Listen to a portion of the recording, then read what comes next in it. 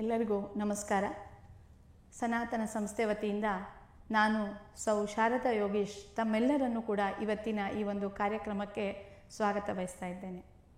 ಸನಾತನ ರಾಷ್ಟ್ರ ಶಂಖನಾದ ಮಹೋತ್ಸವ ಹಾಗೂ ಸನಾತನ ಸಂಸ್ಥೆ ಮತ್ತು ಸನಾತನ ಸಂಸ್ಥೆಯ ಕಾರ್ಯ ಹಾಗೆ ಸನಾತನ ಸಂಸ್ಥೆಯ ಸಂಸ್ಥಾಪಕರಾಗಿರುವಂತಹ ಸಚ್ಚಿದಾನಂದ ಪರಬ್ರಹ್ಮ ಡಾಕ್ಟರ್ ಜಯಂತ್ ಅಟವಳೆ ಅವರ ಕಿರು ಪರಿಚಯವನ್ನು ಇವತ್ತಿನ ಈ ಒಂದು ಕಾರ್ಯಕ್ರಮದಲ್ಲಿ ನಾವೆಲ್ಲರೂ ಕೂಡ ತಿಳ್ಕೊಳ್ಳಿಕ್ಕಿದ್ದೇವೆ.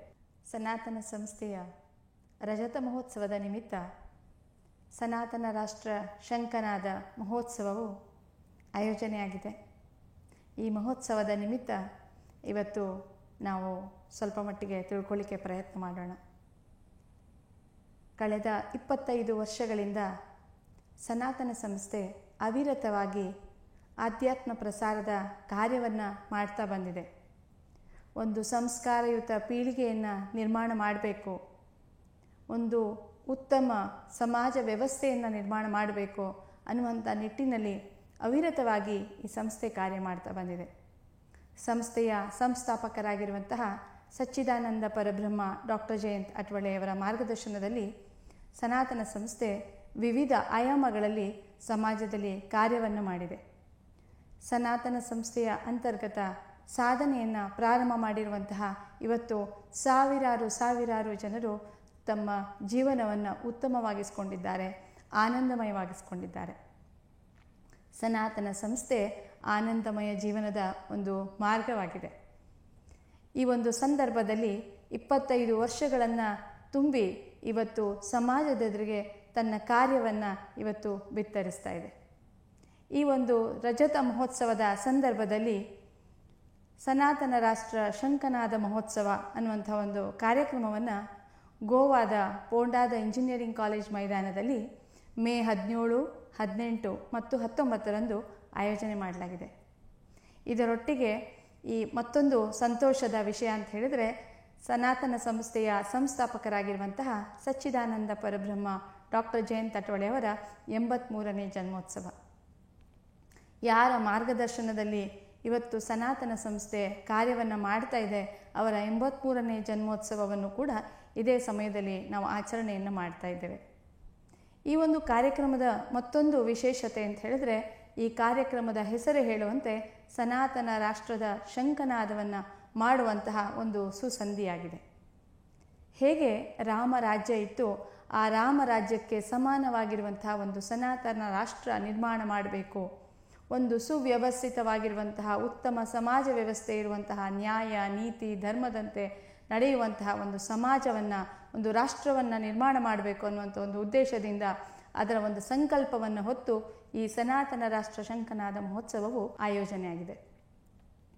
ಈ ಕಾರ್ಯಕ್ರಮಕ್ಕೆ ಸುಮಾರು 23 ದೇಶಗಳಿಂದ 25,000ಕ್ಕಿಂತಲೂ ಹೆಚ್ಚು ಹಿಂದುತ್ವಕ್ಕಾಗಿ ಕಾರ್ಯ ಮಾಡ್ತಾ ಇರುವಂತಹ ಸನಾತನಿಗಳು ಈ ಒಂದು ಕಾರ್ಯಕ್ರಮದಲ್ಲಿ ಸಹಭಾಗಿಯಾಗ್ತಾ ಇದ್ದಾರೆ ಅಂತ ಹೇಳಲಿಕ್ಕೆ ಅತ್ಯಂತ ಹರ್ಷ ಅನಿಸುತ್ತೆ. ಸನಾತನ ಸಂಸ್ಥೆ ತನ್ನ ವಿಸ್ತೀರ್ಣವನ್ನು ವಿದೇಶಗಳಿಗೂ ಕೂಡ ಪಸರಿಸಿದೆ, ತನ್ನ ಕಾರ್ಯವನ್ನು ದೇಶ ವಿದೇಶಗಳಲ್ಲೂ ಕೂಡ ಮಾಡಿದೆ. ಇವತ್ತು ದೇಶ ವಿದೇಶದ ಲಕ್ಷಾಂತರ ಸಾಧಕರು ಸಾಧನೆಯನ್ನು ಮಾಡ್ತಾ ಇದ್ದಾರೆ, ತಮ್ಮ ಜೀವನವನ್ನು ಆನಂದಮಯವನ್ನಾಗಿ ಮಾಡಿಕೊಂಡಿದ್ದಾರೆ. ಒಂದು ಉತ್ತಮವಾದಂತಹ ಉದ್ದೇಶವನ್ನು ಇಟ್ಕೊಂಡು, ಅಂದರೆ ಸಮಾಜದಲ್ಲಿ ಧರ್ಮ ಜಾಗೃತಿಯನ್ನು ಮಾಡಬೇಕು, ಸಮಾಜಕ್ಕೆ ಧರ್ಮ ಶಿಕ್ಷಣವನ್ನು ಕೊಡಬೇಕು ಅನ್ನುವಂತಹ ಒಂದು ಉದ್ದೇಶವನ್ನು ಇಟ್ಕೊಂಡು ಇವತ್ತು ಸನಾತನ ಸಂಸ್ಥೆ ಕಾರ್ಯವನ್ನು ಮಾಡ್ತಾ ಇದೆ. ಧರ್ಮ ಶಿಕ್ಷಣ, ಆಧ್ಯಾತ್ಮ, ಸಾಧನೆ, ರಾಷ್ಟ್ರ ರಕ್ಷಣೆ ಮತ್ತು ಹಿಂದೂ ಸಂಘಟನೆ, ಈ 5 ಉದ್ದೇಶಗಳನ್ನು ಇಟ್ಕೊಂಡು ಸನಾತನ ಸಂಸ್ಥೆ ಕಳೆದ 25 ವರ್ಷಗಳಿಂದ ಅವಿರತವಾಗಿ ಕಾರ್ಯವನ್ನು ಮಾಡಿ ಇವತ್ತು ಒಂದು ಹೆಮ್ಮರವಾಗಿ ಬೆಳೆದಿದೆ ಅಂತ ಹೇಳಿದರೆ, ಇದು ಕೇವಲ ಸಚ್ಚಿದಾನಂದ ಪರಬ್ರಹ್ಮ ಡಾಕ್ಟರ್ ಜಯಂತ್ ಅಟವಳೆ ಅವರ ಮಾರ್ಗದರ್ಶನದಿಂದ ಮಾತ್ರ ಸಾಧ್ಯವಾಗಿದೆ. ಇನ್ನು ಸನಾತನ ಸಂಸ್ಥೆಯ ಕಾರ್ಯವೈಖರಿ ಏನು, ಇದನ್ನು ನಾವು ವಿವರವಾಗಿ ತಿಳ್ಕೊಳ್ಳಿಕ್ಕೆ ಪ್ರಯತ್ನ ಮಾಡೋಣ.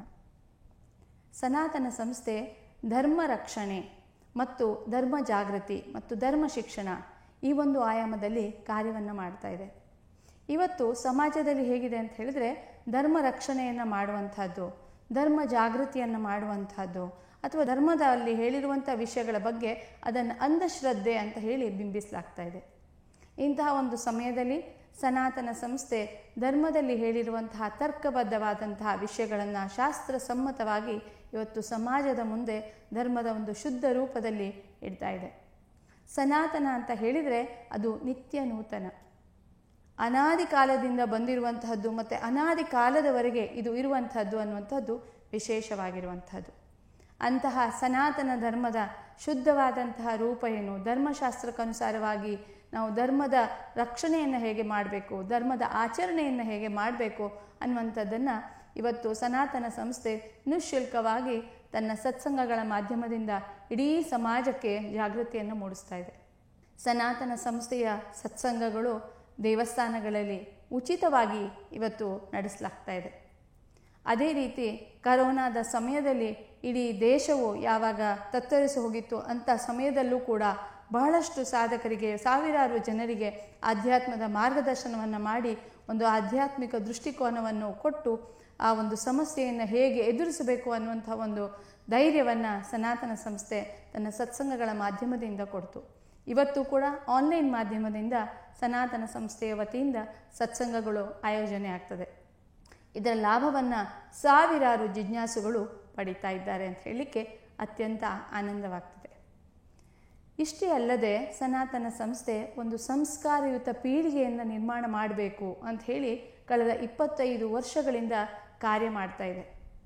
ಅದಕ್ಕಾಗಿ ಮಕ್ಕಳಿಗಾಗಿ ಬಾಲ ಸಂಸ್ಕಾರ ವರ್ಗಗಳು, ಯುವಕರಿಗಾಗಿ ನೈತಿಕ ಮೌಲ್ಯಗಳು, ಈ ರೀತಿಯಾದಂತಹ ಸತ್ಸಂಗಗಳನ್ನು ಕೂಡ ಆಯೋಜನೆಯನ್ನು ಮಾಡಿ ಮಕ್ಕಳಲ್ಲಿ ಯೋಗ್ಯ ಸಂಸ್ಕಾರವನ್ನು ನಿರ್ಮಾಣ ಮಾಡುವಂಥ ದೃಷ್ಟಿಯಿಂದ ಇವತ್ತು ಕಾರ್ಯ ಮಾಡ್ತಾ ಇದೆ. ಕಳೆದ 25 ವರ್ಷಗಳಿಂದ ಪ್ರಾರಂಭ ಮಾಡಿರುವಂತಹ ಈ ಒಂದು ಕಾರ್ಯ ಇವತ್ತಿನ ಯುವ ಪೀಳಿಗೆ ಏನಿದೆ ಅದರಲ್ಲೂ ಕೂಡ ಸುಸಂಸ್ಕಾರವನ್ನಾಗಿ ಮಾಡುವಂತಹ ಒಂದು ವ್ಯಾಪಕವಾದಂಥ ಪ್ರಯತ್ನವನ್ನು ಸನಾತನ ಸಂಸ್ಥೆ ಮಾಡ್ತಾ ಬಂದಿದೆ. ಇವತ್ತು ಸಾವಿರಾರು ಯುವಕರು ಈ ನಿಟ್ಟಿನಲ್ಲಿ ರಾಷ್ಟ್ರ ರಕ್ಷಣೆ, ಧರ್ಮ ಜಾಗೃತಿ ಈ ಒಂದು ನಿಟ್ಟಿನಲ್ಲಿ ತಮ್ಮ ಜೀವನವನ್ನು ಸಮರ್ಪಿಸಿಕೊಂಡು ಕಾರ್ಯ ಮಾಡ್ತಾ ಇರೋದನ್ನು ನಾವು ನೋಡ್ತಾ ಇದ್ದೇವೆ. ಇದು ಈ ಬಾಲ ಸಂಸ್ಕಾರ ವರ್ಗಗಳು, ನೈತಿಕ ಮೌಲ್ಯಗಳ ವರ್ಗಗಳು ಇದರ ಒಂದು ಮಾಧ್ಯಮದಿಂದ ನಡೀಲಿಕ್ಕೆ ಸಾಧ್ಯವಾಗಿದೆ. ಸನಾತನ ಸಂಸ್ಥೆಯ ಕಾರ್ಯ ಅತ್ಯಂತ ವ್ಯಾಪಕವಾಗಿ ನಡೀತಾ ಇದೆ ಅಂತ ಹೇಳುವಾಗ ಹೇಳಲಿಕ್ಕೆ ತುಂಬ ಹರ್ಷ ಅನಿಸ್ತದೆ. ಏನಂತ ಹೇಳಿದ್ರೆ ಇವತ್ತು ಸನಾತನ ಸಂಸ್ಥೆ ಸಾಧನೆಯ ಕುರಿತು ಕೂಡ ಮಾರ್ಗದರ್ಶನವನ್ನು ಮಾಡ್ತಾ ಇದೆ. ಮನುಷ್ಯ ಜನ್ಮದ ಉದ್ದೇಶ ಅಂತ ಹೇಳಿದ್ರೆ ನಮ್ಮ ಹಿಂದಿನ ಜನ್ಮಗಳಲ್ಲಿ ಮಾಡಿರುವಂತಹ ಪ್ರಾರಬ್ಧ ಕರ್ಮಗಳೇನಿರುತ್ತೆ ಅದನ್ನು ಭೋಗಿಸುವಂತಹದ್ದು, ಅದರೊಟ್ಟಿಗೆ ಮೋಕ್ಷಪ್ರಾಪ್ತಿಯ ಕಡೆಗೆ ಮಾರ್ಗಕ್ರಮಣ ಮಾಡುವಂತಹದ್ದು ಮನುಷ್ಯ ಜನ್ಮದ ಉದ್ದೇಶವಾಗಿರ್ತದೆ. ಕೇವಲ ಮನುಷ್ಯ ಜನ್ಮವನ್ನು ಪಡೆದಾಗ ಮಾತ್ರ ನಾವು ಮೋಕ್ಷ ಪ್ರಾಪ್ತಿಯನ್ನು ಮಾಡಿಕೊಳ್ಳಿಕ್ಕೆ ಸಾಧ್ಯ ಆಗ್ತದೆ. ಹಾಗಾಗಿ ನಮ್ಗೆ ಗೊತ್ತಿದೆ ಮನುಷ್ಯ ಜನ್ಮ ಎಷ್ಟು ದುರ್ಲಭವಾಗಿದೆ ಅಂಥೇಳಿ. 84 ಲಕ್ಷ ಯೋನಿಗಳಲ್ಲಿ ಜನ್ಮವನ್ನು ಪಡೆದ ನಂತರ ಅತ್ಯಂತ ದುರ್ಲಭವಾಗಿರುವಂತಹ ಮನುಷ್ಯ ಜನ್ಮ ಪ್ರಾಪ್ತ ಆಗ್ತದೆ. ಈ ಮನುಷ್ಯ ಜನ್ಮದಲ್ಲಿ ಕ್ರಿಯಮಾಣದ ಉಪಯೋಗವನ್ನು ಮಾಡಿಕೊಂಡು ಹೇಗೆ ನಾವು ಮೋಕ್ಷ ಪ್ರಾಪ್ತಿಯ ಕಡೆಗೆ ಮಾರ್ಗಕ್ರಮಣವನ್ನು ಮಾಡಬೇಕು ಅನ್ನುವಂಥ ಒಂದು ಮಾರ್ಗದರ್ಶನ ಸನಾತನ ಸಂಸ್ಥೆ ಇವತ್ತು ಕೊಡ್ತಾ ಇದೆ. ಪ್ರತಿಯೊಬ್ಬರಿಗೂ ಕೂಡ ತಮ್ಮ ವೈಯಕ್ತಿಕ ಆಧ್ಯಾತ್ಮಿಕ ಪ್ರಗತಿಗಾಗಿ ಹೇಗೆ ಪ್ರಯತ್ನವನ್ನು ಮಾಡಬೇಕು ಅನ್ನುವಂಥ ಒಂದು ಮಾರ್ಗದರ್ಶನದ ಅಂತರ್ಗತ ಗುರುಕೃಪಾಯೋಗಾನುಸಾರ ಸಾಧನೆಯನ್ನು ಹೇಳ್ಕೊಳ್ತಾ ಇದೆ. ಅಷ್ಟಾಂಗ ಸಾಧನೆಯನ್ನು ಹೇಳಿಕೊಟ್ಟು ಇವತ್ತು ಲಕ್ಷಾಂತರ ಜನರು ಈ ಮಾರ್ಗದಲ್ಲಿ ಮಾರ್ಗಕ್ರಮಣವನ್ನು ಮಾಡಿ ಮೋಕ್ಷ ಪ್ರಾಪ್ತಿಯ ದಿಶೆಯಲ್ಲಿ ಅವರ ಒಂದು ಪ್ರಯತ್ನವು ನಡೀತಾ ಇದೆ. ಇದರ ಅಂತರ್ಗತ ಬಹಳಷ್ಟು ಸಂತರು, ಅದೇ ರೀತಿಯಲ್ಲಿ ಇನ್ನೂ ಕೆಲವರು ಸಂತರಾಗುವಂತಹ ದಿಶೆಯಲ್ಲಿ ಮಾರ್ಗಕ್ರಮಣವನ್ನು ಮಾಡ್ತಾ ಇದ್ದಾರೆ. ಸಮಾಜದಲ್ಲಿ ಸಾಧನೆಯ ಕುರಿತು ಜಾಗೃತಿಯನ್ನು ಮೂಡಿಸಿ, ಸಾಧನೆ ಅಂತ ಹೇಳಿದರೆ ಕೇವಲ ನಾವು ಮಾಡುವಂತಹ ಪೂಜೆ ಪುನಸ್ಕಾರಗಳು ಇಷ್ಟೇ ಅಲ್ಲ, ಅದಕ್ಕಾಗಿ ಮೋಕ್ಷ ಪ್ರಾಪ್ತಿಗಾಗಿ ನಾವು ವಿಶೇಷವಾಗಿ ಏನಾದರೂ ಪ್ರಯತ್ನವನ್ನು ಮಾಡಬೇಕಾಗ್ತದೆ. ಆ ವಿಶೇಷ ಪ್ರಯತ್ನವನ್ನು ಏನು ಮಾಡಬೇಕು, ಅದಕ್ಕಾಗಿ ಪ್ರತಿದಿನ ಎಷ್ಟು ಸಮಯವನ್ನು ಮೀಸಲಿಡಬೇಕು, ಯಾವ ರೀತಿಯಲ್ಲಿ ನಮ್ಮ ಆಚಾರ ವಿಚಾರಗಳು ಇರಬೇಕು ಅನ್ನುವಂಥ ಒಂದು ಮಾರ್ಗದರ್ಶನವನ್ನು ಸನಾತನ ಸಂಸ್ಥೆ ತನ್ನ ಅನೇಕ ಪ್ರವಚನಗಳ ಮಾಧ್ಯಮದಿಂದ ಮಾಡಿಕೊಂಡು ಬಂದಿದೆ. ಇವತ್ತು ಉಚಿತವಾಗಿ ಸಮಾಜದಲ್ಲಿ ವಿವಿಧ ವರ್ಗಗಳಿಗೆ ಪ್ರವಚನವನ್ನು ಮಾಡಲಾಗ್ತದೆ. ಅದು ಸ್ತ್ರೀಯರು ಇರ್ಬೋದು, ಪುರುಷರಿರ್ಬೋದು, ವಯಸ್ಕರಿರ್ಬೋದು, ಯುವ ಸಾಧಕರಿರ್ಬೋದು, ಈ ರೀತಿಯಲ್ಲಿ ಎಲ್ಲ ವರ್ಗದ ಜನರಿಗೆ ಸಾಧನೆಯ ಬಗ್ಗೆ ಮಾರ್ಗದರ್ಶನವನ್ನು ಮಾಡುವಂತಹ ಒಂದು ದಿಕ್ಸೂಚಿಯಾಗಿ ಇವತ್ತು ಸನಾತನ ಸಂಸ್ಥೆ ಕಾರ್ಯ ಮಾಡ್ತಾ ಇದೆ ಅಂತ ಹೇಳಲಿಕ್ಕೆ ಬಹಳ ಹರ್ಷ ಅನ್ನಿಸ್ತಾ ಇದೆ. ಇಷ್ಟೇ ಅಲ್ಲದೆ ಧರ್ಮಶಾಸ್ತ್ರಕ್ಕನುಸಾರವಾಗಿರುವಂತಹ 366ಕ್ಕಿಂತಲೂ ಹೆಚ್ಚು ಗ್ರಂಥಗಳ ನಿರ್ಮಿತಿಯನ್ನು ಸನಾತನ ಸಂಸ್ಥೆ ಮಾಡಿದೆ. ಇವತ್ತು ಈ ಗ್ರಂಥಗಳು ಸಮಾಜದಲ್ಲಿ ಮಾರ್ಗದರ್ಶಕವಾಗಿವೆ. ಇದರಲ್ಲಿ ಧರ್ಮ ಶಿಕ್ಷಣ ಇರಬಹುದು, ಧರ್ಮ ಜಾಗೃತಿ ಇರಬಹುದು, ಆಯುರ್ವೇದ ಇರಬಹುದು, ಆಚಾರ ಧರ್ಮದ ಬಗ್ಗೆ ಇರಬಹುದು, ನಾವು ಹಬ್ಬ ಹರಿದಿನಗಳನ್ನು ಹೇಗೆ ಆಚರಣೆ ಮಾಡಬೇಕು ಈ ವಿಷಯಗಳ ಬಗ್ಗೆ ಇರಬಹುದು. ಈ ರೀತಿಯಲ್ಲಿ ಎಲ್ಲ ವಿಷಯಗಳಿಗೂ ಕೂಡ ಸಂಬಂಧಪಟ್ಟಿರುವಂತಹ ಗ್ರಂಥಗಳನ್ನು ಇವತ್ತು ಸನಾತನ ಸಂಸ್ಥೆ ಪ್ರಕಾಶ ಮಾಡ್ತಾ ಇದೆ. ಈ ಗ್ರಂಥಗಳ ಮಾಧ್ಯಮದಿಂದ ಸಮಾಜದಲ್ಲಿ ಧರ್ಮ ಜಾಗೃತಿಯ ಕಾರ್ಯವೂ ಕೂಡ ಅತ್ಯಂತ ವ್ಯಾಪಕ ಸ್ತರದಲ್ಲಿ ನಡೀತಾ ಇದೆ. ಎಲ್ಲೂ ಕೂಡ ಉಪಲಬ್ಧ ಇಲ್ಲದೆ ಇರುವಂತಹ ಜ್ಞಾನವನ್ನು ಕೂಡ ಈ ಒಂದು ಗ್ರಂಥಗಳಲ್ಲಿ ನಾವು ಕಾಣಲಿಕ್ಕೆ ಸಾಧ್ಯ ಇದೆ. ಈ ಗ್ರಂಥಗಳ ವೈಶಿಷ್ಟ್ಯ ಏನು ಅಂತ ಹೇಳಿದ್ರೆ, ಈ ಗ್ರಂಥಗಳಲ್ಲಿ ಉಪಯೋಗಿಸಿರುವಂತಹ ಭಾಷೆ ಏನಿದೆ ಅದು ವೈಜ್ಞಾನಿಕವಾಗಿದೆ. ಶಾಸ್ತ್ರೀಯವಾಗಿರುವಂತಹ ಭಾಷೆಯನ್ನು ಉಪಯೋಗ ಮಾಡಿಕೊಂಡು ಬಹಳ ಸರಳ ಮತ್ತು ಸುಲಭವಾಗಿ ಸಮಾಜದಲ್ಲಿರುವ ಪ್ರತಿಯೊಬ್ಬರಿಗೂ ಕೂಡ ಇದು ಅರ್ಥವಾಗುವಂತಹ ಒಂದು ಭಾಷೆಯಲ್ಲಿ ಇವತ್ತು ಈ ವಿಷಯವನ್ನು ಮಂಡಿಸಲಾಗ್ತಾ ಇದೆ. ಇವತ್ತಿನ ವಿಜ್ಞಾನ ಯುಗಕ್ಕೆ ಅನುಗುಣವಾಗಿರುವಂತಹ ಅನೇಕ ವೈಜ್ಞಾನಿಕ ಸಂಶೋಧನೆಗಳನ್ನು ಕೂಡ ಮಾಡಿ ಆ ಸಂಶೋಧನೆಯಿಂದ ಹೇಗೆ ಹಿಂದೂ ಧರ್ಮದಲ್ಲಿ ಹೇಳಿರುವಂಥ ಪ್ರತಿಯೊಂದು ವಿಷಯವೂ ಕೂಡ ಒಂದು ವೈಜ್ಞಾನಿಕವಾಗಿಯೂ ಕೂಡ ಉತ್ಕೃಷ್ಟವಾಗಿರುವಂತಹದ್ದು ಅನ್ನುವಂಥದ್ದನ್ನು ಇವತ್ತು ಸನಾತನ ಸಂಸ್ಥೆಯಿಂದ ಪ್ರಕಾಶಿತವಾಗಿರುವಂತಹ ಗ್ರಂಥಗಳು ನಮಗೆ ತಿಳಿಸ್ತಾ ಇದ್ದಾವೆ. ನಾವು ದಿನನಿತ್ಯ ಪೂಜೆ ಮಾಡುವಂತಹ ತುಳಸಿ ವೃಕ್ಷ ಇರಬಹುದು, ಅಥವಾ ನಾವು ಮನೆಯ ಮುಂದೆ ಹಾಕುವಂತಹ ರಂಗೋಲಿ ಇರ್ಬೋದು, ಅದು ಹೇಗೆ ಸಾತ್ವಿಕತೆಯನ್ನು ಆಕರ್ಷಣೆ ಮಾಡ್ತದೆ ಅನ್ನುವಂಥದ್ದನ್ನು ಕೂಡ ನಾವಿವತ್ತು ಅನೇಕ ವೈಜ್ಞಾನಿಕ ಉಪಕರಣಗಳ ಮಾಧ್ಯಮದಿಂದ ಅಭ್ಯಾಸವನ್ನು ಮಾಡಿ ಅದಕ್ಕೆ ಸಂಬಂಧಪಟ್ಟಿರುವಂತಹ ವಿಷಯವನ್ನು ಕೂಡ ಇವತ್ತು ಗ್ರಂಥದಲ್ಲಿ ಕೊಡಲಾಗ್ತಾ ಇದೆ. ಈ ವಿಶಿಷ್ಟವಾಗಿರುವಂತಹ ಗ್ರಂಥ ಇವತ್ತಿನ ಯುವಕರಿಗೆ, ವೈಜ್ಞಾನಿಕ ಯುಗದಲ್ಲಿ ಇರುವಂತಹ ಎಲ್ಲರಿಗೂ ಕೂಡ ಅತ್ಯಂತ ಸೂಕ್ತ ರೀತಿಯಲ್ಲಿ ಆಧ್ಯಾತ್ಮದ ಮಾರ್ಗದರ್ಶನವನ್ನು ಮಾಡ್ತಾ ಇದ್ದಾವೆ. ಅನೇಕ ವಿಷಯಗಳಿಗೆ ಸಂಬಂಧಪಟ್ಟಿರುವಂತಹ ಈ ಗ್ರಂಥಗಳನ್ನು ಓದಿ ಇವತ್ತು ಸಾವಿರಾರು ಜನರು ತಮ್ಮ ಜೀವನವನ್ನು ಸಾರ್ಥಕಗೊಳಿಸುವಂತಹ ನಿಟ್ಟಿನಲ್ಲಿ ಪ್ರಯತ್ನವನ್ನು ಮಾಡ್ತಾ ಇದ್ದಾರೆ. ಈ ಗ್ರಂಥಗಳಲ್ಲಿ ಸರಳ ಸುಲಭ ಭಾಷೆಯೊಂದಿಗೆ ಭಾಷಾ ಶುದ್ಧತೆಯನ್ನು ಕೂಡ ಕಾಪಾಡಿಕೊಳ್ಳಲಾಗಿದೆ. ಇವತ್ತು ನಾವು ನೋಡ್ತಾ ಇದ್ದೇವೆ, ನಮ್ಮ ಭಾಷೆ ಇವತ್ತು ಬೇರೆ ಬೇರೆ ಭಾಷೆಗಳಿಂದ ಕಲುಷಿತಗೊಂಡಿದೆ. ನಾವು ಮಾತನಾಡುವಾಗ ಆಂಗ್ಲ ಭಾಷೆಯ ಶಬ್ದಗಳ ಉಪಯೋಗವನ್ನು ಮಾಡ್ತೇವೆ, ಹಿಂದಿ ಭಾಷೆಯ ಶಬ್ದ ಉಪಯೋಗವನ್ನು ಮಾಡ್ತೇವೆ, ಬೇರೆ ಬೇರೆ ಭಾಷೆಯ ಒಂದು ಪ್ರಭಾವ ನಮ್ಮ ಭಾಷೆಯ ಮೇಲೆ ಇರುವಂಥದ್ದನ್ನು ಕಾಣ್ತೇವೆ. ಈ ಒಂದು ಗ್ರಂಥಗಳಲ್ಲಿ ಭಾಷಾ ಶುದ್ಧತೆಯನ್ನು ಕೂಡ ಗಮನಿಸಿಕೊಂಡು ಯೋಗ್ಯವಾದಂತಹ ಶಬ್ದಗಳನ್ನು ಉಪಯೋಗ ಮಾಡಿ ವ್ಯಾಕರಣ ಶುದ್ಧವಾಗಿರುವಂತಹ ಒಂದು ಭಾಷೆಯಲ್ಲಿ ಈ ಗ್ರಂಥಗಳನ್ನು ರಚನೆ ಮಾಡಿರುವಂಥದ್ದು ಈ ಗ್ರಂಥಗಳ ವೈಶಿಷ್ಟ್ಯ ಇದೆ. ಇಷ್ಟೇ ಅಲ್ಲದೆ ಸನಾತನ ಸಂಸ್ಥೆ ತನ್ನ ಒಂದು ಕಾರ್ಯವನ್ನು, ರಾಷ್ಟ್ರ ರಕ್ಷಣೆ ಹಾಗೂ ಧರ್ಮ ಜಾಗೃತಿಯ ಕಾರ್ಯವನ್ನು ಕೂಡ ಮಾಡಿದೆ. ಇವತ್ತು ನಾವು ನೋಡ್ತೇವೆ, ಸಮಾಜದಲ್ಲಿ ದೇವತೆಗಳ ವಿಡಂಬನೆಗಳು ನಡೀತದೆ.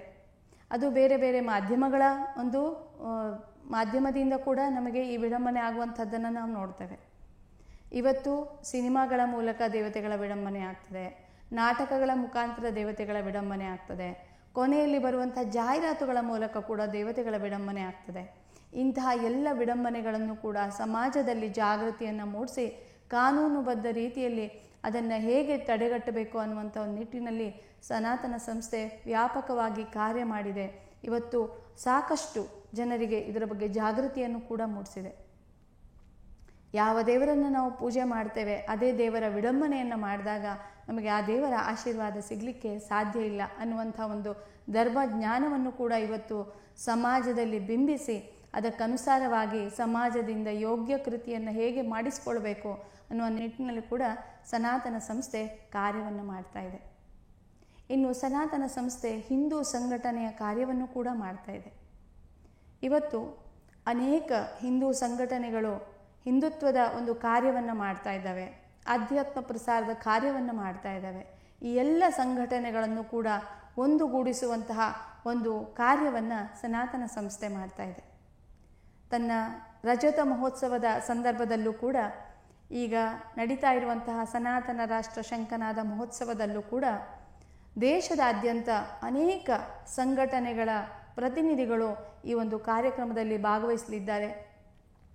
ಈ ಕಾರ್ಯಕ್ರಮದಲ್ಲೂ ಕೂಡ ಒಂದು ಸದೃಢ ಸನಾತನ ರಾಷ್ಟ್ರವನ್ನು ನಿರ್ಮಾಣ ಮಾಡುವಂಥ ಸಂಕಲ್ಪವನ್ನು ಮಾಡುವಂಥ ನಿಟ್ಟಿನಲ್ಲಿ ಎಲ್ಲ ಹಿಂದೂ ಸಂಘಟನೆಗಳನ್ನು, ಆಧ್ಯಾತ್ಮ ಪ್ರಸಾರ ಮಾಡುವಂತಹ ಆಧ್ಯಾತ್ಮಿಕ ಸಂಸ್ಥೆಗಳನ್ನು ಕೂಡ ಒಟ್ಟುಗೂಡಿಸಿಕೊಂಡು ಈ ಒಂದು ಕಾರ್ಯಕ್ರಮವನ್ನು ಆಯೋಜನೆ ಮಾಡ್ತಾ ಇದೆ.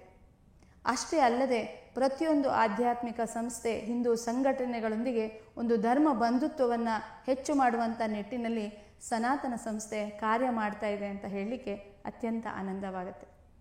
ಅಂದರೆ ಒಂದು ಉತ್ತಮ ಸಮಾಜ ವ್ಯವಸ್ಥೆಯನ್ನು ನಿರ್ಮಾಣ ಮಾಡಬೇಕಾದ್ರೆ ಏನೆಲ್ಲ ಅಗತ್ಯ ಇದೆ ಆ ಎಲ್ಲ ಕಾರ್ಯವನ್ನು ಕೂಡ ಬಹಳ ಕಡಿಮೆ ಕಾಲಾವಧಿಯಲ್ಲಿ, ಅಂದರೆ ಕೇವಲ 25 ವರ್ಷಗಳಲ್ಲಿ ಸನಾತನ ಸಂಸ್ಥೆ ಮಾಡಿ ಇವತ್ತು ಇಡೀ ಜಗತ್ತಿಗೆ ತನ್ನ ಕಾರ್ಯವನ್ನು ತೋರಿಸ್ತಾ ಇದೆ. ಈ ವಿಷಯವನ್ನು ಹೇಳಲಿಕ್ಕೆ ಬಹಳ ಆನಂದ ಆಗ್ತಾ ಇದೆ. ಇನ್ನು ಸನಾತನ ಸಂಸ್ಥೆಯ ಸಂಸ್ಥಾಪಕರಾಗಿರುವಂತಹ ಸಚ್ಚಿದಾನಂದ ಪರಬ್ರಹ್ಮ ಡಾಕ್ಟರ್ ಜಯಂತ್ ಅಟ್ವಳೆ ಇವರ ಬಗ್ಗೆ ನಾವು ಸ್ವಲ್ಪ ತಿಳ್ಕೊಳ್ಳಿಕ್ಕೆ ಪ್ರಯತ್ನ ಮಾಡೋಣ. ಈ ಸನಾತನ ರಾಷ್ಟ್ರ ಶಂಖನಾದ ಮಹೋತ್ಸವದ ನಿಮಿತ್ತ ಅದರೊಟ್ಟಿಗೆ ನಾವು ಸಚ್ಚಿದಾನಂದ ಪರಬ್ರಹ್ಮ ಡಾಕ್ಟರ್ ಜಯಂತ್ ಅಟ್ವಳೆ ಅವರ ಜನ್ಮೋತ್ಸವವನ್ನು ಕೂಡ ಆಚರಣೆಯನ್ನು ಮಾಡ್ತಾ ಇದ್ದೇವೆ. ಸಚ್ಚಿದಾನಂದ ಪರಬ್ರಹ್ಮ ಡಾಕ್ಟರ್ ಜಯಂತ್ ಅಟ್ವಳೆ ಅವರು ಹಿಪ್ನೋಥೆರಪಿಸ್ಟ್ ಆಗಿದ್ದರು. ವಿದೇಶದಲ್ಲಿ ಕೂಡ ಬಹಳಷ್ಟು ವರ್ಷಗಳ ಕಾಲ ತಮ್ಮ ಒಂದು ವೈದ್ಯಕೀಯ ವೃತ್ತಿಯನ್ನು ಮುಂದುವರಿಸ್ತಾರೆ. ವೈದ್ಯಕೀಯ ವೃತ್ತಿಯನ್ನು ಮುಂದುವರಿಸಿ ಅನೇಕ ವೈದ್ಯಕೀಯ ಕ್ಷೇತ್ರದಲ್ಲಿ ಸಂಶೋಧನೆಗಳನ್ನು ಕೂಡ ಅವರು ಮಾಡ್ತಾರೆ. ವಿಶ್ವವಿಖ್ಯಾತರಾಗಿರುವಂತಹ ಸಂಮೋಹನೋಪಚಾರ ತಜ್ಞರು, ಅಂದರೆ ಹಿಪ್ನೋಥೆರಪಿಸ್ಟ್ ಆಗಿ ಅವರು ಕಾರ್ಯವನ್ನು ಮಾಡ್ತಾ ಇರ್ತಾರೆ. ಆನಂತರ ಅವರು ಭಾರತಕ್ಕೆ ಹಿಂದಿರುಗಿ ಭಾರತದಲ್ಲಿ ಸೇವೆಯನ್ನು ಸಲ್ಲಿಸಬೇಕು ಅಂತ ಹೇಳಿ ಅವರು ಭಾರತಕ್ಕೆ ಹಿಂದಿರುಗಿ ಮುಂಬೈನಲ್ಲಿ ವೈಯಕ್ತಿಕವಾಗಿ ಅವರು ತಮ್ಮ ಒಂದು ಕ್ಲಿನಿಕನ್ನು ಪ್ರಾರಂಭ ಮಾಡ್ತಾರೆ. ಅದರ ಅಂತರ್ಗತ ಸಾವಿರಾರು ಜನರಿಗೆ ಸಂಮೋಹನೋಪಚಾರದ ಒಂದು ಉಪಚಾರವನ್ನು ಮಾಡಿ ಅವರನ್ನು ಗುಣಮುಖರನ್ನಾಗಿ ಮಾಡ್ತಾರೆ. ಈ ಒಂದು ಕಾರ್ಯದಲ್ಲಿ ಆ ಕಾಲಘಟ್ಟದಲ್ಲಿ ಸುಮಾರು 500ಕ್ಕಿಂತಲೂ ಹೆಚ್ಚು ವೈದ್ಯರಿಗೆ ಅವರು ಈ ಸಂಮೋಹನೋಪಚಾರದ ಬಗ್ಗೆ ಅಭ್ಯಾಸ ವರ್ಗಗಳನ್ನು ಕೂಡ ತೆಗೆದುಕೊಳ್ತಾರೆ. ಆನಂತರ ಅವರಲ್ಲಿ ಬರ್ತಾ ಇರುವಂತಹ ಕೆಲವಷ್ಟು ರೋಗಿಗಳೇನಿದ್ರು ಆ ರೋಗಿಗಳು ಗುಣಮುಖರಾಗ್ತಾ ಇರಲಿಲ್ಲ. ಆ ರೋಗಿಗಳು ನಂತರ ಕೆಲವೊಂದು ಧಾರ್ಮಿಕ ವಿಧಿಗಳನ್ನು ಮಾಡಿದ ನಂತರ, ಕೆಲವರು ಸಂತರ ಭೇಟಿಯಾದ ನಂತರ, ಅವರು ಹೇಳಿರುವಂಥ ಅನುಷ್ಠಾನಗಳನ್ನು ಮಾಡಿದ ನಂತರ ಗುಣಮುಖರಾಗ್ತಾ ಇರುವಂಥದ್ದು ಗಮನಕ್ಕೆ ಬಂತು. ಆ ನಂತರ ಸಚ್ಚಿದಾನಂದ ಪರಬ್ರಹ್ಮ ಡಾಕ್ಟರ್ ಜಯಂತ್ ಅಟ್ವಳೆ ಅವರ ಮನಸ್ಸಿನಲ್ಲಿ ಪ್ರಶ್ನೆಗಳು ಉದ್ಭವ ಆಗಲಿಕ್ಕೆ ನಿರ್ಮಾಣವಾಯಿತು. ಅತ್ಯಂತ ಶ್ರೇಷ್ಠವಾಗಿರುವಂತಹ ಒಂದು ವೈದ್ಯಕೀಯ ಶಾಸ್ತ್ರದಲ್ಲಿ ಗುಣಪಡಿಸಲಾಗದೇ ಇರುವಂತಹ ರೋಗಗಳು ಹೇಗೆ ಸಂತರ ಬಳಿ ಹೋದಾಗ, ಧಾರ್ಮಿಕ ವಿಧಿಗಳನ್ನು ಮಾಡಿದಾಗ ಇದು ಗುಣ ಆಗಲಿಕ್ಕೆ ಸಾಧ್ಯ ಆಯಿತು ಅನ್ನುವಂಥ ಪ್ರಶ್ನೆ ಅವರ ಮನಸ್ಸಿನಲ್ಲಿ ಉದ್ಭವ ಆಗಿ ನೂರಾರು ಸಂತರ ಬಳಿಗೆ ಅವರು ಹೋಗ್ತಾರೆ. ನೂರಾರು ಸಂತರ ಮಾರ್ಗದರ್ಶನವನ್ನು ಪಡಿತಾರೆ, ಆಧ್ಯಾತ್ಮವನ್ನು ಕಲಿತಾರೆ. ಅಲ್ಲಿಂದ ಅವರ ಆಧ್ಯಾತ್ಮಿಕ ಪ್ರವಾಸ ಪ್ರಾರಂಭವಾಗ್ತದೆ. ಅವರ ಆಧ್ಯಾತ್ಮಿಕ ಪ್ರವಾಸ ಇಷ್ಟು ಉತ್ತುಂಗದ ಮಟ್ಟಕ್ಕೆ ಇವತ್ತು ಏರಿದೆ ಅಂತ ಹೇಳಿದ್ರೆ, ಇವತ್ತು ಒಂದು ಆಧ್ಯಾತ್ಮದ ಅಧಿಕಾರಿ ಸ್ಥಾನದಲ್ಲಿ ಅವರಿದ್ದಾರೆ. ಅನೇಕ ಸಂತರ ಮಾರ್ಗದರ್ಶನವನ್ನು ಪಡೆದು ಕೊನೆಯಲ್ಲಿ ಅವರಿಗೆ ಇಂದೂರ್ ನಿವಾಸಿಯಾಗಿರುವಂತಹ ಪರಮಪೂಜ್ಯ ಭಕ್ತರಾಜ್ ಮಹಾರಾಜರು ಅವರಿಗೆ ಗುರುವಾಗಿ ಲಭಿಸ್ತಾರೆ. ಪರಮಪೂಜ್ಯ ಭಕ್ತರಾಜ್ ಮಹಾರಾಜ್ ಅವರ ಮಾರ್ಗದರ್ಶನದಲ್ಲಿ ಅವರು ಆಧ್ಯಾತ್ಮ ಪ್ರಸಾರದ ಕಾರ್ಯವನ್ನು ಅತ್ಯಂತ ವ್ಯಾಪಕವಾಗಿ ನಡೆಸ್ತಾರೆ. ಸುಮಾರು 27 ವರ್ಷಗಳ ಹಿಂದೆ ಅವರು ಈಶ್ವರಿ ರಾಜ್ಯ ಸ್ಥಾಪನೆ ಅನ್ನುವಂಥ ಒಂದು ಗ್ರಂಥವನ್ನು ಬರೀತಾರೆ. ಸಾಮಾನ್ಯವಾಗಿ ನೋಡೋದಾದರೆ 25-27 ವರ್ಷಗಳ ಹಿಂದೆ ಹಿಂದೂ, ಸನಾತನ ಧರ್ಮ ಈ ಶಬ್ದಗಳನ್ನು ಹೇಳುವಂಥದ್ದೇ ತಪ್ಪೇನು ಅನ್ನುವಂಥ ಒಂದು ಸ್ಥಿತಿ ಸಮಾಜದಲ್ಲಿ ಇತ್ತು. ಅಂತಹ ಒಂದು ಕಾಲದಲ್ಲಿ ಕೂಡ ಅವರು ಈಶ್ವರಿ ರಾಜ್ಯ ಸ್ಥಾಪನೆ ಅನ್ನುವಂಥ ಗ್ರಂಥವನ್ನು ಬರೆದು ಈ ಸನಾತನ ರಾಷ್ಟ್ರದ ಒಂದು ಅವಶ್ಯಕತೆ ಏನಿದೆ, ಆ ಸನಾತನ ರಾಷ್ಟ್ರ ಅಂದರೆ ಏನು ಅನ್ನುವಂಥ ವಿಷಯಗಳನ್ನು ಅವರು ಸಮಾಜದ ಎದುರಿಗೆ ಇಡ್ತಾರೆ. ಆನಂತರ ಆಧ್ಯಾತ್ಮ ಪ್ರಸಾರ ಕಾರ್ಯವನ್ನು ಅತ್ಯಂತ ವ್ಯಾಪಕವಾಗಿ ನಡೆಸಬೇಕು ಅನ್ನುವಂಥ ಒಂದು ಉದ್ದೇಶದಿಂದ ಸನಾತನ ಸಂಸ್ಥೆಯ ಪ್ರಾರಂಭವನ್ನು ಕೂಡ ಅವರು ಮಾಡ್ತಾರೆ. ಅವರು ಒಂದು ತಪಸ್ವಿ ಜೀವನವನ್ನು ನಡೆಸ್ತಾ ಇದ್ದಾರೆ. ಅತ್ಯಂತ ವಿಚಾರಯುಕ್ತವಾದಂಥ ಆಧ್ಯಾತ್ಮದ ಅನೇಕ ಆಯಾಮಗಳನ್ನು ಇವತ್ತು ಸಮಾಜದ ಎದುರಿಗೆ ತಮ್ಮ ಗ್ರಂಥಗಳ ಮಾಧ್ಯಮದಿಂದ ಇಡ್ತಾ ಇದ್ದಾರೆ. ಅವರ ಕಾರ್ಯ ಎಷ್ಟು ವ್ಯಾಪಕವಾಗಿದೆ ಅಂತ ಹೇಳಿದ್ರೆ, ಪ್ರತಿಯೊಂದು ಕ್ಷೇತ್ರದಲ್ಲೂ ಕೂಡ ಅವರು ಅಭ್ಯಾಸವನ್ನು ಮಾಡಿದ್ದಾರೆ, ಸಂಶೋಧನೆಯನ್ನು ಮಾಡಿದ್ದಾರೆ. ಅದು ಸಂಗೀತ ಇರಬಹುದು, ನೃತ್ಯ ಕಲೆ ಇರಬಹುದು, ಚಿತ್ರಕಲೆ ಇರಬಹುದು, ಅದೇ ರೀತಿಯಲ್ಲಿ ಭಾಷಾ ಶುದ್ಧತೆ ಇರಬಹುದು. ಅಕ್ಷರಗಳು ಕೂಡ ಸಾತ್ವಿಕ ರೀತಿಯಲ್ಲಿ ಹೇಗೆ ಬರಿಬೇಕು ಅನ್ನುವಂಥದ್ದಿರಬಹುದು. ಅನೇಕ ಸಂಶೋಧನೆಗಳನ್ನು ಕೂಡ ಅವರು ಇವತ್ತು ಮಾಡಿ ಆಧ್ಯಾತ್ಮವನ್ನು ಕೂಡ ಒಂದು ವಿಜ್ಞಾನದ ಆಯಾಮದಲ್ಲಿ ಹೇಗೆ ನಾವು ಸಮಾಜಕ್ಕೆ ತಿಳಿಸ್ಬೋದು ಅನ್ನುವಂಥ ಸಂಶೋಧನೆಗಳನ್ನು ಕೂಡ ಅವರು ಮಾಡಿದ್ದಾರೆ. ಮೂಲತಃ ಸಂಶೋಧಕ ವೃತ್ತಿಯವರು ಆಗಿರುವಂತಹ ಸಚ್ಚಿದಾನಂದ ಪರಬ್ರಹ್ಮ ಡಾಕ್ಟರ್ ಜಯಂತ ಡೋಳೆಯವರು ಇವತ್ತು ಸಮಾಜಕ್ಕೆ ಒಂದು ವೈಜ್ಞಾನಿಕ ಪರಿಭಾಷೆಯಲ್ಲಿ, ಶಾಸ್ತ್ರೀಯ ಪರಿಭಾಷೆಯಲ್ಲಿ ಆಧ್ಯಾತ್ಮವನ್ನು ಕಲಿಸ್ತಾ ಇದ್ದಾರೆ. ಅವರ ದೂರದೃಷ್ಟಿತ್ವ ಎಷ್ಟಿತ್ತು ಅಂತ ಹೇಳಿದ್ರೆ, 27 ವರ್ಷಗಳ ಹಿಂದೆ ಈಶ್ವರೀ ರಾಜ್ಯ ಸ್ಥಾಪನೆ ಅನ್ನುವಂಥ ಗ್ರಂಥವನ್ನು ನಿರ್ಮಾಣ ಮಾಡಿ ಇವತ್ತು ಇಡೀ ಸಮಾಜವನ್ನು ಸನಾತನ ರಾಷ್ಟ್ರ ಶಂಖನಾದ ಮಹೋತ್ಸವಕ್ಕೆ ಒಂದು ಬುನಾದಿಯನ್ನು ಹಾಕ್ತಾ ಇದ್ದಾರೆ. ಈ ಒಂದು 25 ವರ್ಷಗಳ ಕಾಲ ನಡೆದು ಬಂದಿರುವಂತಹ ಸನಾತನ ಸಂಸ್ಥೆಯ ಈ ಒಂದು ಕಾಲಘಟ್ಟ ಏನಿದೆ, ಇದು ಸಚ್ಚಿದಾನಂದ ಪರಬ್ರಹ್ಮ ಡಾಕ್ಟರ್ ಜಯಂತ ಡೋಳೆ ಅವರ ತಪಸ್ಸಿನ ಫಲವಾಗಿದೆ. ಇವತ್ತು ಸಚ್ಚಿದಾನಂದ ಪರಬ್ರಹ್ಮ ಡಾಕ್ಟರ್ ಜಯಂತ ಡೋಳೆ ಅವರು ಸಮಾಜದಲ್ಲಿ ಎಷ್ಟು ವ್ಯಾಪಕವಾದಂಥ ಒಂದು ಕಾರ್ಯವನ್ನು ಮಾಡ್ತಾ ಇದ್ದಾರೆ ಅಂತ ಹೇಳಿದರೆ, ಅವರು 25 ವರ್ಷಗಳ ಹಿಂದೆ ಸನಾತನ ಪ್ರಭಾತ ಅನ್ನುವಂಥ ಒಂದು ಹಿಂದುತ್ವನಿಷ್ಠ ಪತ್ರಿಕೆಯನ್ನು ಪ್ರಾರಂಭ ಮಾಡ್ತಾರೆ. ಅದರ ಸಂಪಾದಕರಾಗಿರ್ತಾರೆ. ಅತ್ಯಂತ ಪ್ರಖರವಾಗಿ ಹಿಂದುತ್ವದ ಬಗ್ಗೆ ಒಂದು ಸಮಾಜಕ್ಕೆ ದಿಶೆಯನ್ನು ಕೊಡುವಂತಹ ಪತ್ರಿಕೆ ಸನಾತನ ಪ್ರಭಾತ. ಸನಾತನ ಪ್ರಭಾತದಲ್ಲಿ ಇವತ್ತು ನಮ್ಮ ರಾಷ್ಟ್ರ ಧರ್ಮದ ಮೇಲೆ ಆಗ್ತಾ ಇರುವಂಥ ಆಘಾತಗಳ ಬಗ್ಗೆ ಇರಬಹುದು, ಹಿಂದೂ ಧರ್ಮದ ಹಬ್ಬ ಹರಿದಿನಗಳ ಬಗ್ಗೆ ಇರಬಹುದು, ಆಚಾರಗಳ ಬಗ್ಗೆ ಇರಬಹುದು, ಹೀಗೆ ಪ್ರತಿಯೊಂದು ವಿಷಯದ ಬಗ್ಗೆ ಅತ್ಯಂತ ವ್ಯಾಪಕ ಸ್ತರದಲ್ಲಿ ಸಮಾಜಕ್ಕೆ ಮಾರ್ಗದರ್ಶನವನ್ನು ಮಾಡ್ತಾ ಬಂದಿರುವಂತಹ ಪತ್ರಿಕೆ ಅಂತ ಹೇಳಿದರೆ ಅದು ಸನಾತನ ಪ್ರಭಾತ. ಸಚ್ಚಿದಾನಂದ ಪರಬ್ರಹ್ಮ ಡಾಕ್ಟರ್ ಜಯಂತ ಡೋಳೆ ಅವರ ಕಾರ್ಯದ ಒಂದು ಪರಿಚಯವನ್ನು ಇಡೀ ಸಮಾಜಕ್ಕೆ ಕೊಡುವಂತಹ ಒಂದು ಮುಖವಾಣಿ ಅಂತ ಹೇಳಿದರೆ ಅದು ಸನಾತನ ಪ್ರಭಾತ.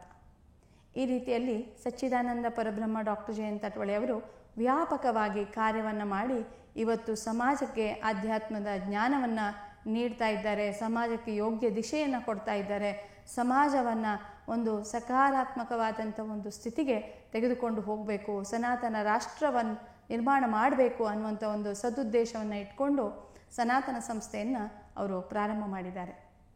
ಇಂತಹ ಮಹಾನ್ ಸಂತರ ಮಾರ್ಗದರ್ಶನದಲ್ಲಿ ಈ ಒಂದು ಸನಾತನ ಸಂಸ್ಥೆ ನಡೀತಾ ಇದೆ. ಇದು ಭಗವಂತನ ಕೃಪೆಯೇ ಆಗಿದೆ ಅಂತ ಹೇಳಿದರೆ ತಪ್ಪಾಗಲಿಕ್ಕಿಲ್ಲ. ಸನಾತನ ಸಂಸ್ಥೆಯ ರಜತ ಮಹೋತ್ಸವ ಹಾಗೂ ಸಚ್ಚಿದಾನಂದ ಪರಬ್ರಹ್ಮ ಡಾಕ್ಟರ್ ಜಯಂತ ಡೋಳೆ ಅವರ 83ನೇ ಜನ್ಮೋತ್ಸವದ ನಿಮಿತ್ತ ಗೋವಾದಲ್ಲಿ ನಡೆಯುವಂತಹ ಸನಾತನ ರಾಷ್ಟ್ರ ಶಂಖನಾದ ಮಹೋತ್ಸವದ ಉದ್ದೇಶ ಅಂತ ಹೇಳಿದರೆ, ಇವತ್ತು ನಮ್ಮ ದೇಶದ ಮೇಲೆ ಆಂತರಿಕ ಹಾಗೂ ಬಾಹ್ಯ ರೀತಿಯಲ್ಲಿ ಆಕ್ರಮಣಗಳು ಆಗ್ತಾ ಇದೆ.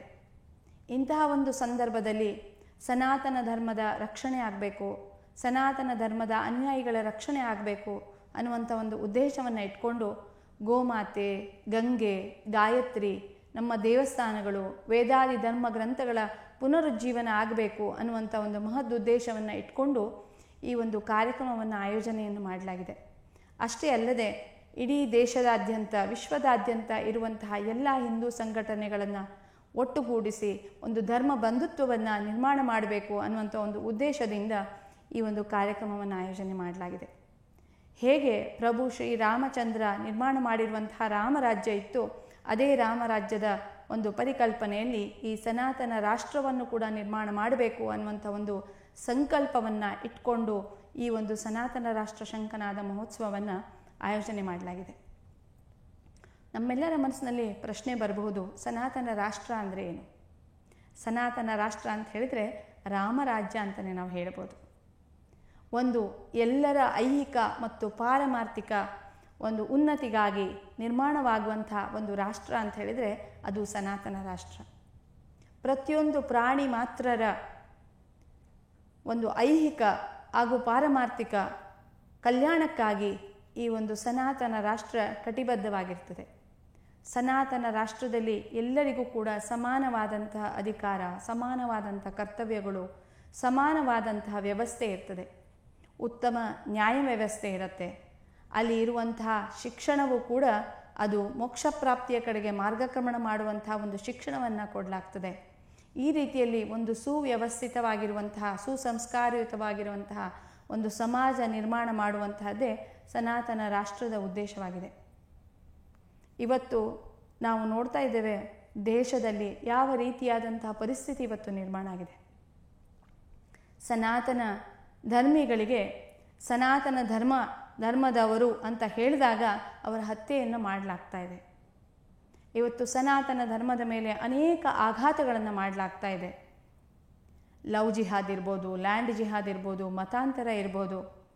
ಈ ರೀತಿಯಾದಂತಹ ಬೇರೆ ಬೇರೆ ಆಘಾತಗಳಿಂದ ಇವತ್ತು ಸನಾತನ ಧರ್ಮದ ಮೇಲೆ ಆಘಾತವನ್ನು ಮಾಡಿ ಸನಾತನ ಧರ್ಮದ ಬಗ್ಗೆ ಒಂದು ಧರ್ಮಾಭಿಮಾನವೇ ಇಲ್ಲದಂಥ ಒಂದು ಸ್ಥಿತಿ ಇವತ್ತು ನಿರ್ಮಾಣವಾಗಿದೆ. ಇಂತಹ ಸ್ಥಿತಿಯಿಂದ ಹೊರಗೆ ಬರಬೇಕು. ಸನಾತನ ಧರ್ಮದ ರಕ್ಷಣೆ ಆಗಬೇಕು. ಧರ್ಮೋ ರಕ್ಷತಿ ರಕ್ಷಿತಃ ಅಂತ ಹೇಳಿದ್ದಾರೆ. ಅದೇ ರೀತಿಯಲ್ಲಿ ಯಾರು ಧರ್ಮದ ಆಚರಣೆಯನ್ನು ಮಾಡ್ತಾರೆ ಅವರಿಗೆ ಧರ್ಮ ರಕ್ಷಣೆ ಮಾಡೇ ಮಾಡ್ತದೆ. ಹಾಗಾಗಿ ಅಂಥ ಧರ್ಮಾಧಿಷ್ಠಿತವಾಗಿರುವಂತಹ ಒಂದು ರಾಷ್ಟ್ರದ ಅವಶ್ಯಕತೆ ಇವತ್ತು ನಮ್ಮೆಲ್ಲರಿಗೂ ಇದೆ. ಇವತ್ತು ನಾವು ನೋಡಿದ್ವಿ ಯಾವ ರೀತಿಯಲ್ಲಿ ದೇಶದಲ್ಲಿ ತುರ್ತು ಪರಿಸ್ಥಿತಿ ಇತ್ತು.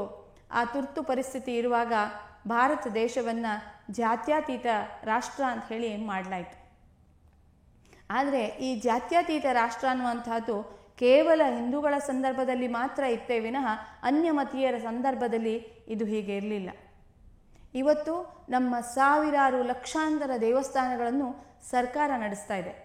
ಆದರೆ ಅನ್ಯಮತೀಯರ ಪ್ರಾರ್ಥನಾ ಸ್ಥಳಗಳನ್ನು ಇವತ್ತು ದೇವಸ್ಥಾನವು ಹತೋಟಿಯಲ್ಲಿ ತೆಗೆದುಕೊಂಡಿಲ್ಲ. ಅಂದರೆ ಎಲ್ಲಿಯ ಜಾತ್ಯತೀತತೆ ಉಳಿತು? ಇಂತಹ ಒಂದು ಸಮಾಜದಿಂದ ಹಿಂದೂಗಳನ್ನು ಹಿಂದೂ ಧರ್ಮದಿಂದ ಸನಾತನ ಧರ್ಮದಿಂದ ದೂರ ಇಡುವಂತಹ ಷಡ್ಯಂತ್ರ ನಡೀತಾ ಬಂದಿದೆ. ಇದು ಇವತ್ತು ನಿನ್ನೆಯದಲ್ಲ. ಬ್ರಿಟಿಷರ ಕಾಲದಿಂದ ಕೂಡ ಈ ರೀತಿಯಾದಂಥ ಒಂದು ವ್ಯವಸ್ಥಿತ ಷಡ್ಯಂತ್ರ ನಡ್ಕೊಂಡು ಬಂದಿದೆ.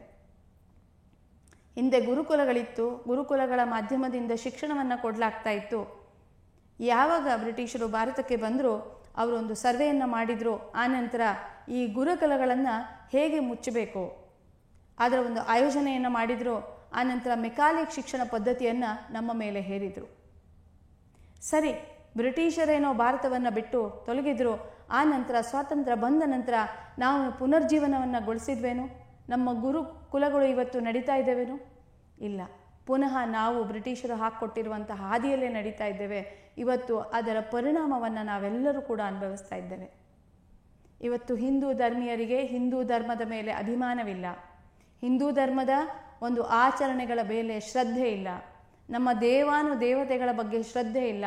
ಇಂತಹ ಒಂದು ಪರಿಸ್ಥಿತಿ ಇವತ್ತು ನಿರ್ಮಾಣವಾಗಿದೆ. ಸಮಾಜದಲ್ಲಿ ಭ್ರಷ್ಟಾಚಾರ, ಅನಾಚಾರ, ಅನ್ಯಾಯ ಈ ರೀತಿಯಾದಂಥ ಒಂದು ಸ್ಥಿತಿ ಇವತ್ತು ನಿರ್ಮಾಣವಾಗಿದೆ. ಸಮಾಜದಲ್ಲಿ ಯಾರೂ ಕೂಡ ನೆಮ್ಮದಿಯಿಂದ ಇರುವಂಥ ಒಂದು ಸ್ಥಿತಿ ಇಲ್ಲ.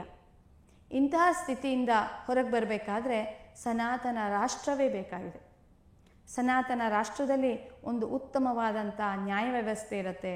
ಎಲ್ಲರಿಗೂ ಕೂಡ ಸಮಾನವಾದಂತಹ ಒಂದು ಅಧಿಕಾರ ಇರುತ್ತೆ, ಸಮಾನವಾದಂಥ ಕರ್ತವ್ಯ ಇರುತ್ತೆ, ಸಮಾನ ನ್ಯಾಯ ವ್ಯವಸ್ಥೆ ಇರುತ್ತೆ, ಸಮಾನವಾದಂತಹ ನಾಗರಿಕ ವ್ಯವಸ್ಥೆ ಇರುತ್ತೆ. ಇವತ್ತಿನ ಹಾಗೆ ಯಾವುದೇ ಕೆಲವು ಮತಗಳ ಬಗ್ಗೆ ಓಲೈಕೆ ಇರೋದಿಲ್ಲ.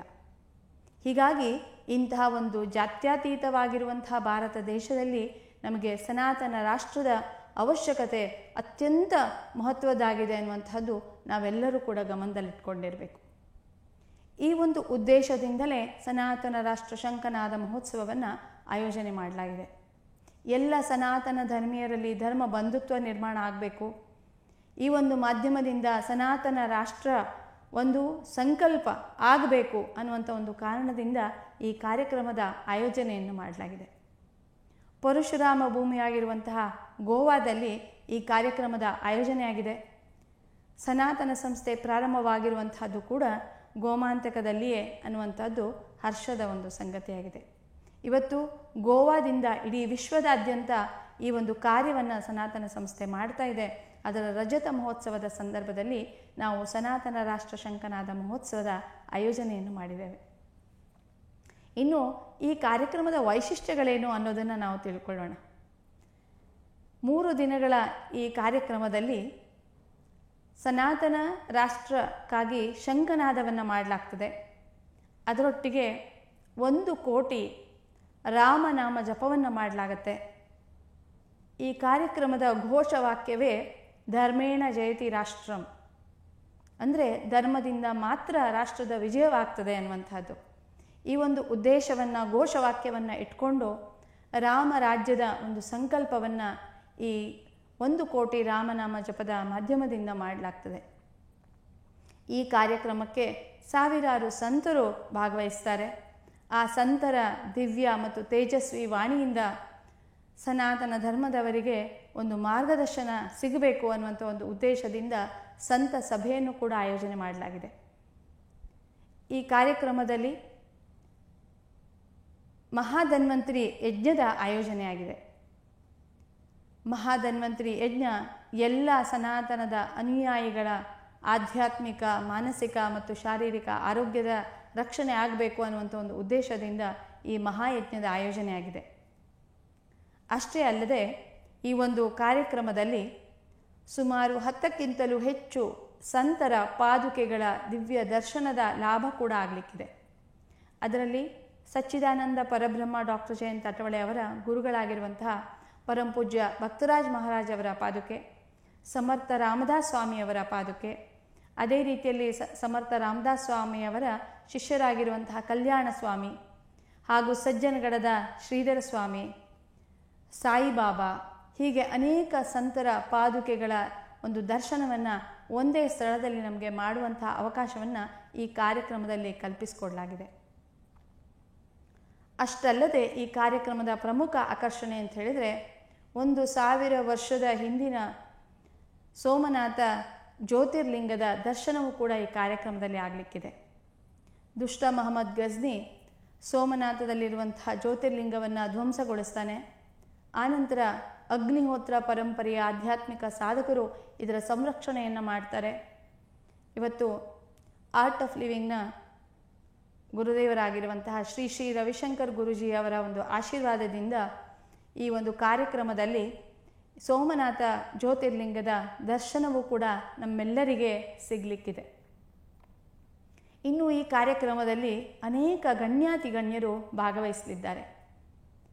ಆರ್ಟ್ ಆಫ್ ಲಿವಿಂಗ್ನ ಸಂಸ್ಥಾಪಕರಾಗಿರುವಂತಹ ಗುರುದೇವ ಶ್ರೀ ಶ್ರೀ ರವಿಶಂಕರ್ ಗುರುಜಿಯವರು, ಪತಂಜಲಿ ಯೋಗ ಸಂಸ್ಥೆಯ ಪರಂಪೂಜ್ಯ ರಾಮದೇವ್ ಬಾಬಾರವರು, ಶ್ರೀರಾಮ ಜನ್ಮಭೂಮಿ ತೀರ್ಥಕ್ಷೇತ್ರ ಟ್ರಸ್ಟ್ನ ಕೋಶಾಧ್ಯಕ್ಷರಾಗಿರುವಂತಹ ಪರಂಪೂಜ್ಯ ಸ್ವಾಮಿ ಗೋವಿಂದ ದೇವಗಿರಿ ಮಹಾರಾಜರು ಹಾಗೂ ಸನಾತನ ಬೋರ್ಡ್ನ ಪ್ರವರ್ತಕರಾಗಿರುವಂತಹ ದೇವಕೀನಂದನ್ ಠಾಕೂರ್ಜಿ ಅವರು ಹಾಗೂ ಮಥುರಾ ಮತ್ತು ಜ್ಞಾನವ್ಯಾಪಿ ಒಂದು ಮೊಕದ್ದಮೆಯನ್ನು ನಡೆಸ್ತಾ ಇರುವಂತಹ ವಕೀಲರಾಗಿರುವಂತಹ ವಿಷ್ಣುಶಂಕರ್ ಜೈನ್ರವರು, ಇನ್ನು ಅನೇಕ ಗಣ್ಯರು ಇವತ್ತಿನ ಈ ಒಂದು ಕಾರ್ಯಕ್ರಮದಲ್ಲಿ ಭಾಗವಹಿಸಲಿದ್ದಾರೆ. ಅದರೊಟ್ಟಿಗೆ ಮಹಾರಾಷ್ಟ್ರದ ಮುಖ್ಯಮಂತ್ರಿಯಾಗಿರುವಂತಹ ದೇವೇಂದ್ರ ಫಡ್ನವೀಸ್ ಅವರು, ಹಾಗೆ ಗೋವಾದ ಮುಖ್ಯಮಂತ್ರಿಯಾಗಿರುವಂತಹ ಡಾಕ್ಟರ್ ಪ್ರಮೋದ್ ಸಾವಂತ್ ಅವರು, ಹಾಗೆ ಮಹಾರಾಷ್ಟ್ರದ ಉಪಮುಖ್ಯಮಂತ್ರಿಯಾಗಿರುವಂತಹ ಶ್ರೀ ಏಕನಾಥ್ ಶಿಂದೆ ಅವರು, ಹೀಗೆ ಛತ್ತೀಸ್ಗಢದ ಮುಖ್ಯಮಂತ್ರಿಗಳು, ಹೀಗೆ ಅನೇಕ ಗಣ್ಯರು ಕೂಡ ಈ ಕಾರ್ಯಕ್ರಮದಲ್ಲಿ ಭಾಗವಹಿಸಲಿದ್ದಾರೆ. ಈ ಕಾರ್ಯಕ್ರಮದಲ್ಲಿ ಸಂತ ಸಮಾಗಮವೇ ಆಗಲಿಕ್ಕಿದೆ. ಕರ್ನಾಟಕದಿಂದ ಕೂಡ ಈ ಒಂದು ಕಾರ್ಯಕ್ರಮಕ್ಕೆ ಚಕ್ರವರ್ತಿ ಸೂಲಿಬೆಲೆ ಅವರು, ಅದೇ ರೀತಿಯಲ್ಲಿ ಶ್ರೀರಾಮ್ ಸೇನೆಯ ಪ್ರಮೋದ್ ಮುತಾಲಿಕ್ ಅವರು, ಈ ರೀತಿಯಲ್ಲಿ ಈ ಕಾರ್ಯಕ್ರಮದಲ್ಲಿ ಅನೇಕ ಗಣ್ಯಾತಿ ಗಣ್ಯರು ಭಾಗವಹಿಸ್ತಾ ಇದ್ದಾರೆ. ಇದೊಂದು ಭವ್ಯ ದಿವ್ಯ ಕಾರ್ಯಕ್ರಮ ಗೋವಾದ ಪವಿತ್ರ ಕ್ಷೇತ್ರದಲ್ಲಿ ನಡೀಲಿಕ್ಕಿದೆ. ಸುಮಾರು ದೇಶ ವಿದೇಶಗಳಿಂದ 25,000ಕ್ಕಿಂತಲೂ ಹೆಚ್ಚು ಹಿಂದೂ ಬಾಂಧವರು, ಸನಾತನ ಧರ್ಮದವರು ಈ ಕಾರ್ಯಕ್ರಮದಲ್ಲಿ ಭಾಗವಹಿಸಲಿದ್ದಾರೆ. ಈ ಕಾರ್ಯಕ್ರಮವನ್ನು ಲೈವ್ ಮುಖಾಂತರ ಕೂಡ ನಾವು ನೋಡಬಹುದು. ಸನಾತನ ರಾಷ್ಟ್ರ ಶಂಕನಾದ .in ಈ ಒಂದು ವೆಬ್ಸೈಟ್ ಮಾಧ್ಯಮದಿಂದ ಕೂಡ ನಾವು ಈ ಕಾರ್ಯಕ್ರಮದ ಲೈವ್ ಅನ್ನು ವೀಕ್ಷಣೆ ಮಾಡಬಹುದಾಗಿದೆ. ತಾವೆಲ್ಲರೂ ಕೂಡ ಈ ಕಾರ್ಯಕ್ರಮವನ್ನು ಲೈವ್ ಮುಖಾಂತರ ನೋಡಬೇಕು, ಈ ಕಾರ್ಯಕ್ರಮದ ದಿವ್ಯ ಭವ್ಯವಾಗಿರುವಂತಹ ಆಯೋಜನೆಯನ್ನು ನೋಡಬೇಕು ಮತ್ತು ಈ ಕಾರ್ಯಕ್ರಮದಲ್ಲಿ ಉಪಸ್ಥಿತರಿರುವಂತಹ ಅನೇಕ ಗಣ್ಯಾತಿ ಗಣ್ಯರು ಹಾಗೂ ಸಂತರ ಮಾರ್ಗದರ್ಶನವನ್ನು ಪಡಿಬೇಕು ಅನ್ನುವಂಥದ್ದನ್ನು ನಾನು ಈ ಸಮಯದಲ್ಲಿ ತಮ್ಮೆಲ್ಲರಲ್ಲಿ ವಿನಂತಿ ಮಾಡಿಕೊಳ್ತೇನೆ. ಈ ಸನಾತನ ರಾಷ್ಟ್ರ ಶಂಕನಾದ ಮಹೋತ್ಸವದ ನಿಮಿತ್ತ ಇವತ್ತು ತಮ್ಮೆಲ್ಲರಲ್ಲಿ ಕೂಡ ಒಂದು ಕರೆಯನ್ನು ಕೊಡಲಿಕ್ಕೆ ನಾನು ಇಚ್ಛೆ ಪಡ್ತೇನೆ. ಧರ್ಮದ ಜಾಗೃತಿ, ಧರ್ಮದ ರಕ್ಷಣೆ ಮತ್ತು ಧರ್ಮಾಚರಣೆ ಇದು ಕೇವಲ ಒಂದು ಸತ್ಕಾರ್ಯವನ್ನಾಗಿ ನಾವು ಮಾಡೋದಲ್ಲ, ಇದು ನಮ್ಮ ಕರ್ತವ್ಯ ಅಂತ ಹೇಳಿ ನಾವು ಮಾಡಬೇಕಾಗಿದೆ. ಇವತ್ತು ನಮ್ಮ ಸ್ಥಿತಿ ಹೇಗಾಗಿದೆ ಅಂತ ಹೇಳಿದ್ರೆ ನಮ್ಮ ಧರ್ಮ ಕರ್ತವ್ಯವನ್ನೇ ನಾವು ಮರೆತಿದ್ದೇವೆ. ಭಗವಂತನ ನಿಯಮದಂತೆ ಈ ಕಾರ್ಯ ಆಯಾ ಕಾಲ ಮಹಿಮೆಗನುಸಾರವಾಗಿ ನಡೀಲಿಕ್ಕೇ ಇದೆ. ಆದರೆ ಹೇಗೆ ರಾಮ ಸೇತುವನ್ನು ಕಟ್ಟುವಾಗ ಆ ಅಳಿಲು ತನ್ನ ಅಳಿಲ ಸೇವೆಯನ್ನು ಸಮರ್ಪಣೆ ಮಾಡಿತು, ಪ್ರಭು ಶ್ರೀರಾಮಚಂದ್ರನ ದಿವ್ಯ ದೃಷ್ಟಿಗೆ ಬಿತ್ತು ಮತ್ತು ಪ್ರಭು ಶ್ರೀರಾಮಚಂದ್ರನ ಕೃಪೆಯನ್ನು ಅದು ಪಡಿತು, ಹಾಗೆಯೇ ನಾವು ಕೂಡ ಈ ಒಂದು ಕಾರ್ಯಕ್ರಮದಲ್ಲಿ ನಮ್ಮ ಧರ್ಮ ಕರ್ತವ್ಯ ಅಂಥೇಳಿ ನಾವು ಪಾಲ್ಗೊಳ್ಳಬೇಕಾಗಿದೆ. ಧರ್ಮ ಜಾಗೃತಿಯನ್ನು ಮಾಡಬೇಕಾಗಿದೆ, ಧರ್ಮಾಚರಣೆಯನ್ನು ಮಾಡಬೇಕಾಗಿದೆ, ಅದರ ಮುಖಾಂತರ ಧರ್ಮ ರಕ್ಷಣೆಯನ್ನು ಕೂಡ ನಾವು ಮಾಡಬೇಕಾಗಿದೆ. ಎಲ್ಲರಲ್ಲಿ ಕೂಡ ನನ್ನ ವಿನಂತಿ ಏನು ಅಂತ ಹೇಳಿದ್ರೆ, ಈ ಒಂದು ಧರ್ಮ ರಕ್ಷಣೆಯ ಕಾರ್ಯದಲ್ಲಿ ನಾವು ಧರ್ಮ ಯೋಧರಾಗಿ ಭಾಗವಹಿಸೋಣ, ಧರ್ಮಾಚರಣೆಯನ್ನು ಮಾಡೋಣ. ಆಗ ಧರ್ಮೋ ರಕ್ಷತಿ ರಕ್ಷಿತಃ ಅನ್ನುವಂಥ ಒಂದು ನುಡಿಯಂತೆ ಎಂತಹ ಆಪತ್ಕಾಲದಲ್ಲೂ ಕೂಡ ನಮ್ಮ ರಕ್ಷಣೆಯನ್ನು ಆ ಧರ್ಮವೇ ಮಾಡ್ತದೆ. ಧರ್ಮ ಅಂತ ಹೇಳಿದರೆ ಪರಮಾತ್ಮನೇ ಆಗಿದ್ದಾನೆ. ಹಾಗಾಗಿ ಮತ್ತೊಮ್ಮೆ ತಮ್ಮೆಲ್ಲರಿಗೂ ಕೂಡ ಈ ಸನಾತನ ರಾಷ್ಟ್ರ ಶಂಖನಾದ ಮಹೋತ್ಸವವನ್ನು ವೀಕ್ಷಣೆ ಮಾಡಬೇಕು ಅನ್ನುವಂಥ ಒಂದು ಮಾತಿನೊಂದಿಗೆ ನನ್ನ 2 ನುಡಿಗಳನ್ನು ಇಲ್ಲಿ ಮುಕ್ತಾಯ ಮಾಡ್ತಾ ಇದ್ದೇನೆ.